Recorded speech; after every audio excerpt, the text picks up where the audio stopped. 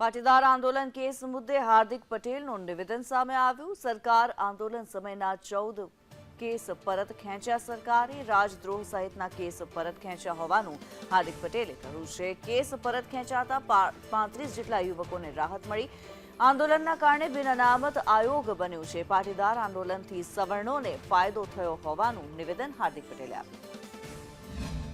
માનનીય ભૂપેન્દ્રભાઈની સરકારે જે આંદોલન દરમિયાન રાજદ્રોહ સહિતના જે કેસો હતા એવા 14 કેસો પાછા ખેંચવાનો હાલ નિર્ણય કર્યો છે।